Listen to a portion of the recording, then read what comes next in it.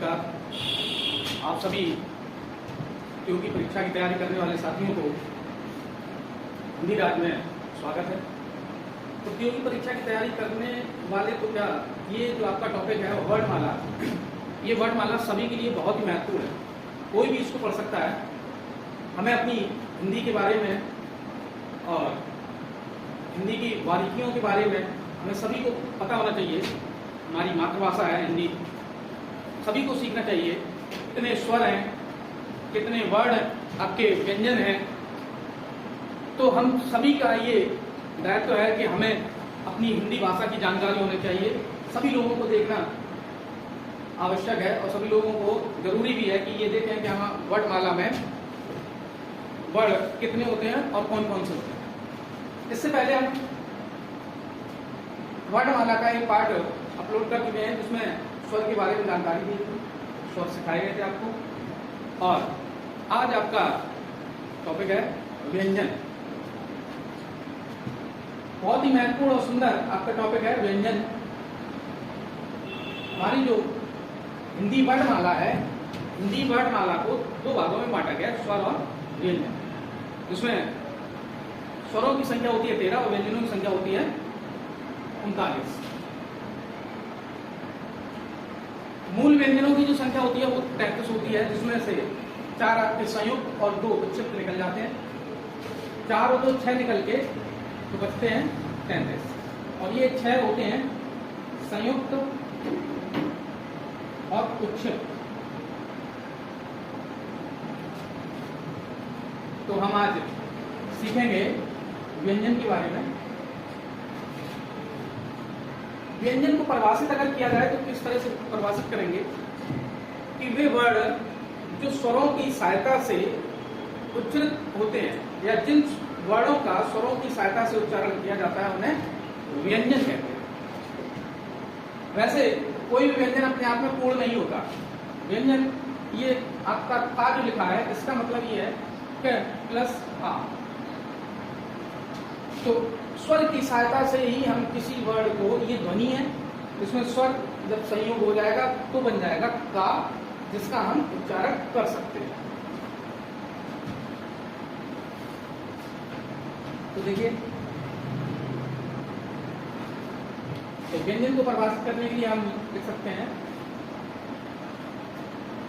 स्वरों की सहायता से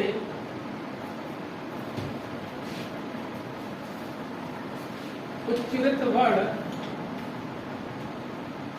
आपके व्यंजन कहलाते हैं। स्वरों की सहायता से उच्चारित वर्ड आपके व्यंजन कहलाते हैं। ये आपका टेबल तैयार है।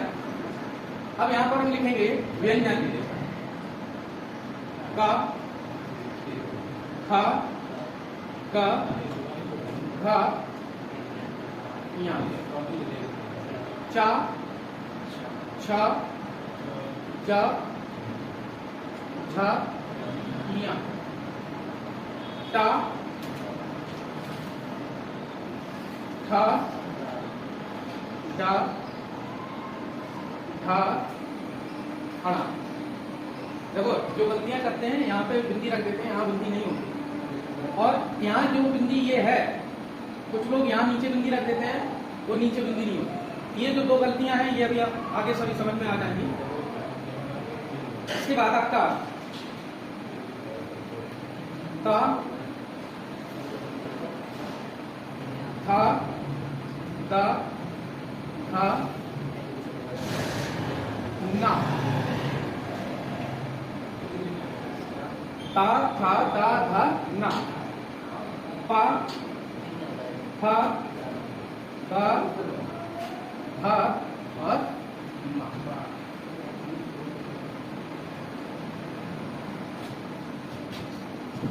समझ में आया सभी को? हम लोग बचपन में कैसे पढ़ा करते थे इनको? कैसे पढ़ा करते थे? का से कबूतर, खा से खरगोश, गा से गमला, घा से घड़ी, दुनिया, चा से चम्मच, छा से छाता, जा से जार, झा से झरना, चूली वाली। टा से टमाटर, ठा से ठठेरा, डा से डलिया, ठा से ढक्कन, अड़ा, ता से तकली या तलवार, था से धन, धा से दवा, धा से धनुष, ना से नल, पा से पतंग, था से फल, बा से बकरी, आ से भट्टी और मां से मछली। ये आपके हो गए 5 वर्ग। क्या हो गए? 5 वर्ग। कौन कौन से 5 वर्ग हैं? जिनका नाम है, ये आपका है का वर्ग, इसको यहां लिख लो, का वर्ग। और ये अपने ही पहले अक्षर के नाम से जाना जाता है, चावर्ग, टावर्ग, चावर्ग, टावर्ग,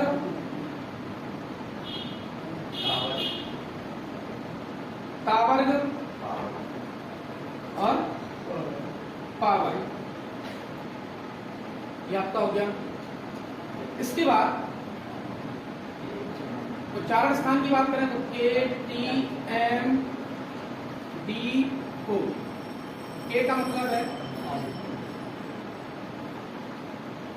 के का मतलब है कंठ, तालु,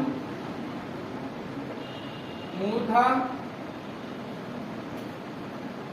दंत, ओष्ठ। अच्छा, ये जो आपके व्यंजन है, इन व्यंजन में ये जो टेबल बनी है, ये वर्गों के, इनको क्या कहा जाएगा? पहले वर्ड। सभी वर्गों के पहले वर्ड, और ये दूसरे वर्ड, तीसरे वर्ड, चौथे और पांचवें। पहले वर्ड को बोला जाता है अल्प प्राण, इसके बाद महाप्राण, फिर से अल्प प्राण, महाप्राण और अल्प प्राण।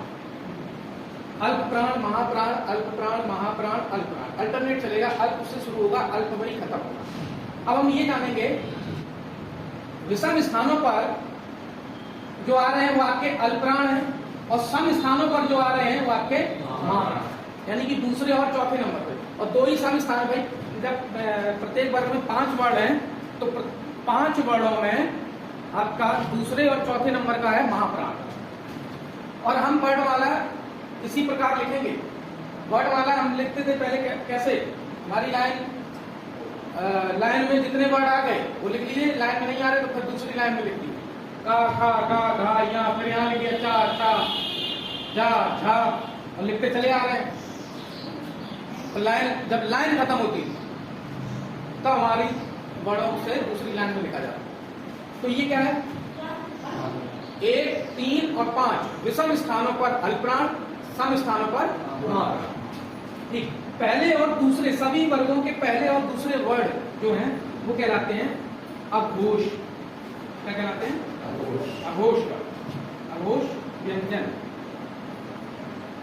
और तीसरे, चौथे और पांचवें कहलाते हैं सघोष या घोष व्यंजन। सघोष या घोष व्यंजन। खा आप अगर ऐसा लिखते हैं तो ये खा गलत है। खा आपको ये मिला के लिखना है। कभी ऐसा भी होता है, कभी आपका कोई नॉर्मली टेस्ट ये ले लेता है कि हिंदी वर्णमाला में लिखवाता है और कहता है हिंदी वर्णमाला लिख ले, तो बड़ा गर्व से कहते वहाँ लिख लेंगे। किसी को नहीं आती तो वो तो मना ही कर देगा, भाई हम नहीं लिख पाएंगे। और किसी को आती है तो बड़े गर्व से कहता है। और जैसे ही का, खा, गा लिखे तो वो उसका जो मकसद था पूछने का, खा वो लिखवाना चाह रहा था, वो वही कह देगा बस बस वही बस हो गया, लिख गया। खा आपने लिख दिया ऐसे, तो ये वो समझ जाएगा कि आपको इसकी जानकारी नहीं है। खा आपको लिखना है मिला सभी। अच्छा, ये जो वर्गों में बटे कितने वर्ग हैं? 5। कितने वर्ग हैं? 5 वर्ग हैं, और प्रत्येक वर्ग में 5 ही वर्ड है। 5 वर्ग और प्रत्येक वर्ग में 5 वर्ड। सभी वर्गों के जो पंचमा अक्षर है,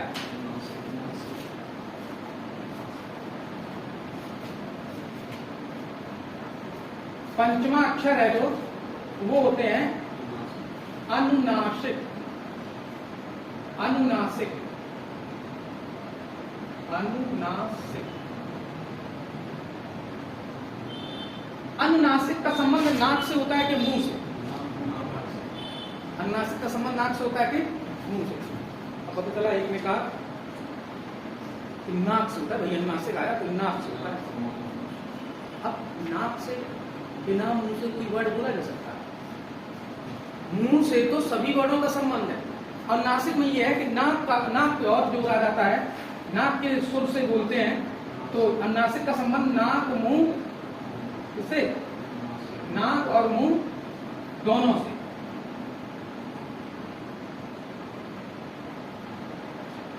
अब यहां कुछ वर्ड आए हैं आपके, जैसे आया प्राण।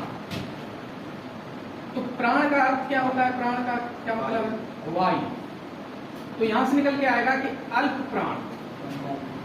अल्प प्राण का मतलब हो गया कम वायु। महाप्राण का अर्थ हो गया अधिक वायु। घोष, एक शब्द आया आपका, एक आया अघोष। घोष का मतलब होता है क्या?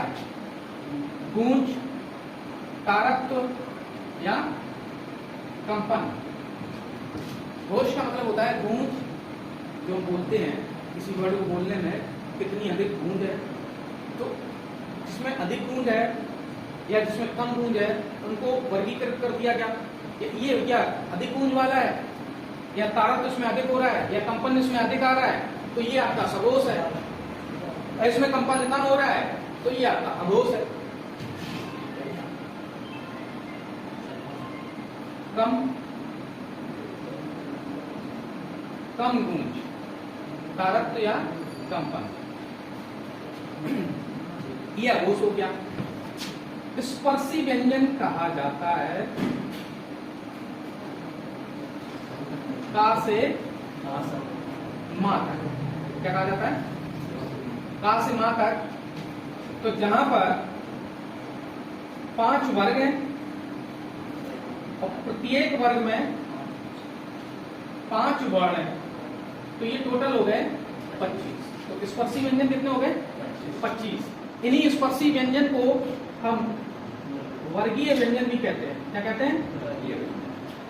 वर्गीय व्यंजन। इन्हीं स्पर्शी व्यंजन को क्या और बोलते हैं? वर्गीय व्यंजन। तो 5 वर्ग, प्रत्येक वर्ग में 5 वर्ण, तो 5 गुणा 5 यानी कि 25। का से मा तक आपके होते हैं स्पर्शी व्यंजन। स्पर्शी व्यंजन को क्यों कहा जाता है? क्योंकि ये हमारे किसी न किसी अंग से स्पर्श करने से बोले जाते हैं। अब किसी न किसी अंग की बात आ गई, तो ये दोनों हो जाएगा कि हाथ के स्पर्श से बोले जाते हैं। भाई जो भी बोला जाएगा वो किससे बोला जाएगा? मुंह से। अब मुंह से बोला जा रहा है, तो जीभ हमारी जो है, जिह्वा है, वो कहाँ पे स्पर्श कर रही है? मुंह के कौन से भाग पे स्पर्श कर रही है? तो देखो कंठ, अब समझ लो, इनकी डेफिनेशन भी समझ लो। कंठ, कंठ का कंठ ये रहा, और मुख के अंदर की बात करेंगे तो कंठ ऊपर से जो आपका मसल्स एक है कोमल, तो जो ऊपर से नीचे की ओर लटकी हुई है, जिसे क्या बोलते हैं हम लोग? चिरैया। क्या कहते हैं? चिरैया। तो वो चिरैया जब फड़फड़ाती है तो समझ जाओ कि आप कुछ बोल रहे हैं। क्या? हाँ, तो कंठ। अच्छा, ऊपर का जो हिस्सा हमारा है, ऊपर का हिस्सा, नीचे का हमारा बोला जाता है जबड़ा। क्या बोला जाता है? ऊपर का हिस्सा है जो हमारा, वो है तालु। क्या है? तालु। दांतों के ठीक पास में सबसे कठोर तालु होता है, और जैसे जैसे हम अंदर की ओर बढ़ते जाएंगे, ये ऊपर अंदर की ओर बढ़ते जाएंगे, वैसे वैसे हमारा तालु क्या होता जाएगा? कोमल। क्या होता जाएगा? तो कंठ के पास लास्ट होता है तालु, और कंठ के पास जब लास्ट होता है तो कंठ के पास सबसे कोमल भी है। तो कंठस्थ व्यंजन को कोमल तालव्य व्यंजन भी कहा जाता है। कोमल तालव्य व्यंजन इसको कहा जाता है। कंठ, कंठ से बोले जाने वाले, कंठ से उच्चारित होने वाले कंठस्थ व्यंजन को कोमल तालव्य व्यंजन भी अच्छा, ये है क्या? जब हमारी जीभ का पिछला हिस्सा कंठ को स्पर्श करता है, किसे स्पर्श करता है बोलने में? जैसे का, बोलो, सभी बोल के देखेंगे, आजमाएंगे, उच्चारण करो, क्योंकि कुछ चीजें होती हैं जो हम प्रैक्टिकली जब हम पढ़ते हैं तो अच्छे से याद होती हैं और हमेशा याद है। कंठ, क, ख, तो हमारे कंठ पे प्रेशर पड़ रहा है, क, ख, ग, घ, किया, तो ये आपका हो गया कंठ। कंठस्थ, कंठ से बोले जाने वाले व्यंजनों को बोलते हैं कंठस्थ व्यंजन। इसके बाद कंठस्थ व्यंजन जो है वहां पर तालु सबसे कोमल होता है, इसलिए उसे क्या और बोलते हैं? कोमल तालव्य व्यंजन। पता चले एग्जाम में पूछा गया कि कोमल तालव्य व्यंजन बताओ। अब तालव्य शब्द जैसे ही आ गया तो आपके दिमाग में तुरंत इसकी इमेज बनेगी, ये दिमाग में आएगा, इनमें से जो दिया क्या होगा उसी को टिक मार के चले आ जाओगे, तो भी गलत हो जाएगा। अब व्यंजन क्या है? जब जीव का अग्रभाग कठोर तालु को स्पर्श करता है, वे व्यंजन जिनका उच्चारण करने में जीव का अग्रभाग कठोर तालु को स्पर्श करता है, उसे उन्हें उन व्यंजनों को क्या बोलते हैं? उन व्यंजनों को क्या बोलते हैं? तालव्य। बोल दे, शा, चा, जीव का अग्रभाग तुरंत चिपक जा रहा है कठोर तालु, यानी कि कठोर तालु हमने अभी बताया था कहाँ पे? दांतों के ठीक बगल से सबसे कठोर तालु होता है, जो हम अंदर जाते हैं हमारा तालु कोमल होता जाता है। चा, छा, जा, झा, या, ये आ गया आपके तालव्य व्यंजन। मूर्धा, मूर्धन्य व्यंजन। मूर्धा से एक टेक्निक है, इसको याद रखो, मूर्धा, और मुंह से होता है मुड़ना, मुंह से होता है मुड़ना। तो मूर्धन्य व्यंजन वे व्यंजन होते हैं जो हमारी ये जीभ यूं मुड़े और मुड़ के ऊपर तालु को स्पर्श करे, और तालु को स्पर्श करेगी तो वो व्यंजन हमारे होंगे कौन से? मूर्धन्य व्यंजन। प्रैक्टिकली करो, प्रैक्टिकली इनको समझो, डेफिनेशन से किताबों में सब कुछ लिखा है, लेकिन हमें ये होता है कि एक किस तरह से याद करें, कौन सी तकनीक अपनाएं जिससे कि हमें याद हो जाए। तो जीभ मूर्धा, यानी कि मुंह मीन्स मूर्धा, मुंह मीन्स मुड़ना, मुड़ी, और मुड़ के तालु को स्पर्श कर रही है। तो बोलो जरा, और कोई ऐसा मान भाव ऐसा है अगर कलाकार कि इन व्यंजनों को बोलने में जीभ को मुड़ने ना दे, हमारी अपनी खुद की जीभ को ना मुड़ने दे। बोलो, टा, था, डा, ढा, हड़ा। प्रैक्टिकली समझो, मूर्धा, मुंह मीन्स मूर्धा, मुंह मीन्स मुड़ना। दंत, वे व्यंजन जिनका उच्चारण करने में जीभ का अग्रभाग ऊपरी दांतों को स्पर्श करता है। किसको स्पर्श करता है? ऊपरी दांतों को स्पर्श करता है, तो उन्हें दंत व्यंजन बोलते हैं। ता, था, दा, धा और ना। ओष्ठ व्यंजन, ओष्ठ व्यंजन और समझ लो, ओष्ठ शब्द आया है, दंत शब्द आया है, मूर्धा आया है, तालव्य आया, कंठ आया, तो ये इसका मतलब ये है कि ये इन्हीं स्थानों से स्पर्श करके बोले जाने वाले वर्ड है। ओष्ठ आया, ओष्ठ का मतलब क्या है? कि वे व्यंजन जिनका उच्चारण करने में दोनों ओठ एक दूसरे को स्पर्श करें। वे व्यंजन जिनका उच्चारण करने में दोनों ओठ एक दूसरे को स्पर्श करें, उन्हें ओष्ठ व्यंजन कहते हैं। बोलो, कलाकारी अगर हो तो इन इस लाइन को बिना ओठ स्पर्श करे बोल के दिखाओ। वर्ड बोलने से पहले ओठ बंद, तब निकलेगा पा। पहले तो ओठ बंद, उसके बाद निकलेगा पा। बंद, पा, हा, बा, हा, मा। तो ये ओष्ठ व्यंजन हो गए दोनों। अच्छा, एक है कोई दो बार बिना ओठ चिपके कोको कोला बोल के दिखाओ। कोका कोला बिना ओठ चिपकाए, बिना ओठ स्पर्श किए कोका कोला बोल के दिखाओ। हाँ, और अब जरा नॉर्मल बोलो, ओठ स्पर्श कर रहे हैं। नॉर्मल बोलो, नॉर्मल बोलो, ओठ स्पर्श कर रहे हैं। कोका कोला, स्पर्श कर रहे हैं? जब तो काहे इतनी मेहनत कर रहे हो? क्यों आवाजें बदल बदल के कोका कोला बोल रहे हो? स्पर्श कर ही है कोका कोला में, हमारे बहुत नॉर्मल भी बोलोगे। कोका कोला में हमारे ओठ नॉर्मल भी बोलने से स्पर्श नहीं, सब आवाजें बदल बदल के अपना, कोई किसी तरह बोल रहा है, कोई किसी तरह। ठीक, तो ये समझ में आया सभी को? अब आपके अभी 25 वर्ड हुए। पहले वीडियो में हमने आपको 13 स्वरों के बारे में बताया था। स्वरों में आपको सब कुछ बताया था कि उनका अंगों के हिसाब से वर्गीकरण क्या होगा, झाड़ के हिसाब से वर्गीकरण क्या होगा, कौन से स्वर क्या बोले जाते हैं। तो ये सभी लोग आगे के आपके अभी 14 वर्ड बाकी हैं, वो देखिए। का से माता हो गया। इसके बाद आपके आते हैं अंतस्थ व्यंजन। कौन से व्यंजन? अंतस्थ व्यंजन में या, रा, ला, वा। क्या आएंगे? ऊष्म में, ऊष्म या संघर्षी व्यंजन, ऊष्म या संघर्षी व्यंजन। श, श, स और आ। अच्छा, ये तीन जो शा, तो ये तीनों साथ एक क्रम से होंगे और उसके बाद हा होगा किसमें? ऊष्म या संघर्षी। इसके बाद आपके होंगे संयुक्त व्यंजन। संयुक्त व्यंजन क्षे, त्र, ज्ञ, श्रा और उच्छिप्त, उश्रिप्त, द्विगुण,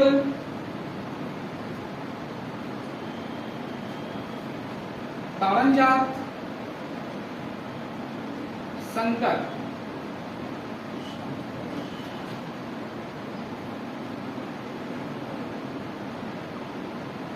डा और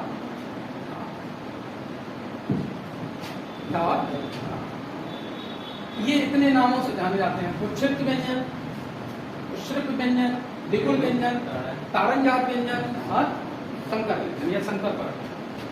अच्छा, संयुक्त व्यंजन का क्वेश्चन एग्जाम में बहुत पूछा जाता है। देखो बहुत ध्यान से समझेंगे। का प्लस शा, ता प्लस रा, जा प्लस या और शा प्लस रा। और इनके सभी के पहले वर्ड होते हैं छोटे। अब छोटे होते हैं, आधे होते हैं, तो आधे वर्ड को प्रदर्शित करने के लिए हम प्रयोग करते हैं इसका हलन। इसको क्या कहते हैं? हलन। इसका प्रयोग करते हैं हलन। अच्छा, ये जो संयम वाला सा है, ये देखो इसमें बनेगा। ये देखो यहाँ पे आपका इस तरह से बन रहा है और ये संयम वाले सा में भी बन रहा है सर्किल। तो ऐसे याद रखेंगे कि संयम वाला सा श्रा में बनेगा और ये षटकोण वाला सा, षटकोण वाला सा कहाँ बनेगा? क्षत्री। और इसको षटकोण वाले सा को और क्या बोलते हैं? हम क्या बोलते हैं? पेट फटा वाला सा बोलते हैं। हाँ, तो ये छतरी में तलवार बहुत थी, पेट फट गया इसमें, इसलिए छतरी। तो सभी के पहले वर्ड होंगे आधे। क्यों होंगे? छतरी को इंग्लिश में कैसे लिखते हैं? KSH। तो के के बाद कोई भी वॉवेल नहीं है। ये के बाद कोई भी वॉवेल नहीं है। जब दो कॉन्सोनेंट्स के बीच में कोई वॉवेल्स नहीं होता है तो पहला वाला कॉन्सोनेंट आपका क्या हो जाएगा? आ। क्या हो जाएगा? आधा। ठीक है, ये उच्छिप्त हो ही गए। अब कुछ वर्णों को, कुछ व्यंजनों को उनके कुछ स्पेशल नाम से भी जाना जाता है। जैसे प्रकंपित या लुंठित, व्यंजन रा को कहा जाता है। किसे कहा जाता है? रा। पार्श्विक व्यंजन कहा जाता है ला। इसके बाद स्वर यंत्र मुखी या कहें काकल्य व्यंजन कहा जाता है हा। इसे कहा जाता है हा। वत्स्य व्यंजन, वत्स्य व्यंजन ये कहा जाता है। अब इसकी भी टेक्निक समझ लो, हम कैसे याद करेंगे। याद करने को इंग्लिश में क्या बोलते हैं? लर्न। तो हम इसको याद करेंगे लर्नस। वत्स्य व्यंजन क्या? लर्नस। बस हमें कहीं ना कहीं थोड़ा सा मिला जुला के याद करना होता है, जिससे कि हमें याद बनाना है। बस हमें वत्स्य व्यंजन ही याद नहीं होते। कौन से नहीं याद होते?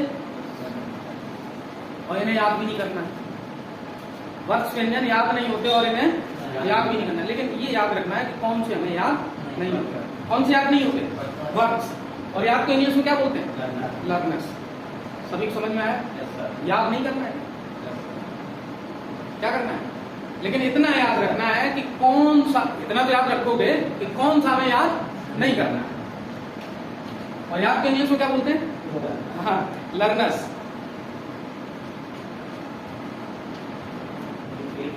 अब देखिए अभी कुछ और वर्ड है।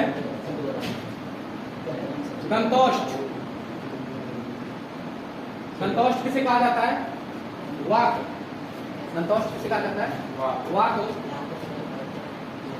आगत व्यंजन, जैसे आगत उसमें स्वर था और स्वरों में यहाँ व्यंजन भी आगत है। आगत व्यंजन जो होते हैं, तल बिंदु वाले वर्ड, तल बिंदु को बोलते हैं नुक्ता, और जो कि हैं ज़, फ, ये आपके आगत व्यंजन है। और ये कौन सी भाषा से होते हैं? अरबी फारसी। कौन सी भाषा से? अरबी फारसी भाषा से।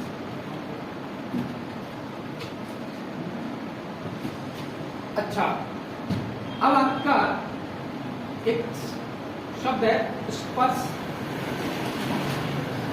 संघर्षी व्यंजन। पुष्प संघर्षी तो आपको पता है, शा, शा, सा और हा। लेकिन यहां पूछा गया स्पर्श संघर्षी व्यंजन। स्पर्श संघर्षी व्यंजन कौन से? जो स्पर्श व्यंजन भी हो और संघर्षी भी हो। तो ऐसे कौन से? चा, शा, जा और छा। ये आपके चार वर्ड हैं जो स्पर्श संघर्षी व्यंजन कहलाते हैं।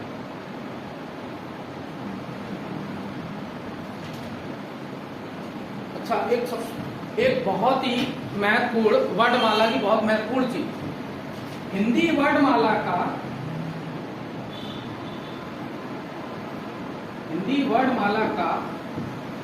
सबसे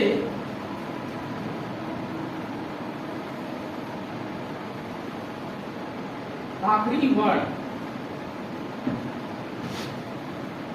और दूसरा आपका प्रश्न है, हिंदी शब्दकोश का सबसे आखिरी वर्ड। एक आपका प्रश्न है, हिंदी वर्णमाला का सबसे आखिरी वर्ड और हिंदी शब्दकोश का सबसे आखिरी वर्ड। तो बताइए, हिंदी वर्णमाला का सबसे आखिरी वर्ड है श्रा, और हिंदी शब्दकोश का सबसे आखिरी वर्ड है हा। शब्दकोश का सबसे आखिरी वर्ड है हा। अभी आप जब हिंदी शब्दकोश की बात करें, जैसे एक छोटा सा कोई हम शब्द ले लें, मान लो ले लिया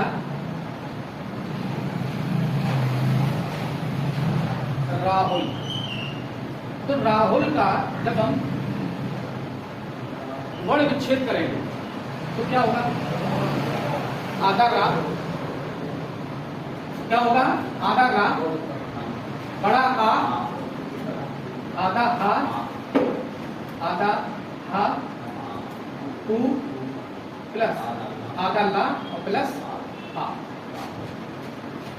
ठीक है, तो इसको कहते हैं वर्ण विच्छेद। वर्ण विच्छेद जब आपको टॉपिक पढ़ाएंगे तो उसमें सभी वर्णों के बारे में बताया जाएगा और उसमें बारीकियां बताई जाएंगी कि कौन कौन सा शब्द किन वर्णों से मिलकर बना है।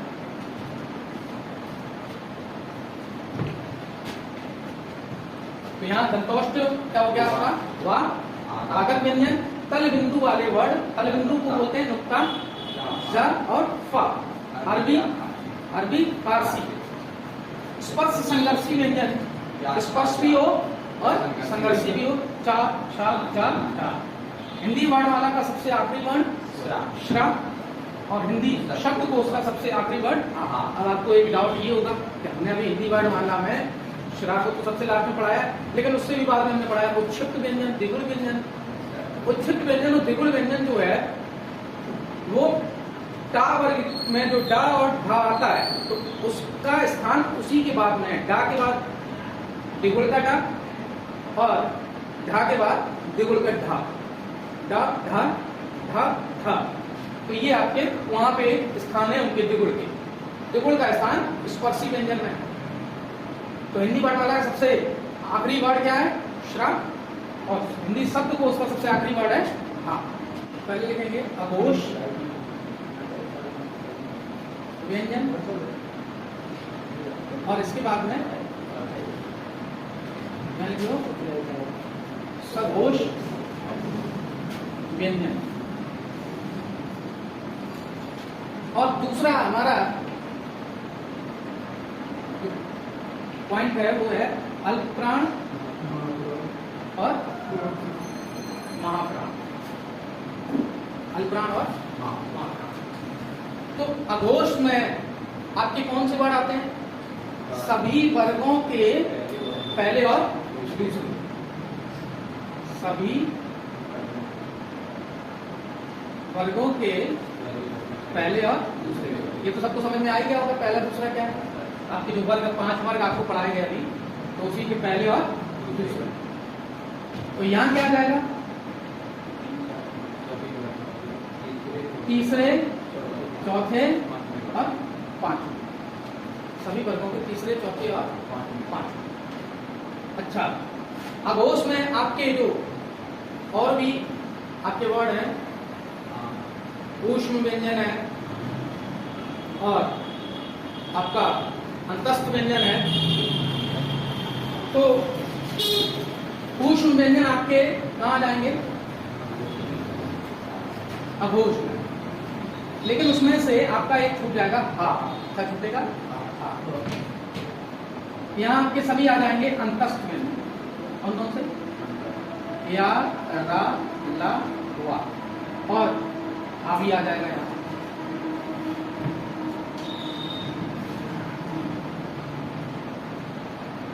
और अगर स्वरों की बात, स्वरों में वैसे मैं बता दिया था लेकिन हम यहाँ पे लिख सकते हैं सभी स्वर। सभी स्वर क्या होते हैं? सघोष होते हैं। और एक स्वर सघोष नहीं होता है, वो कौन सा है?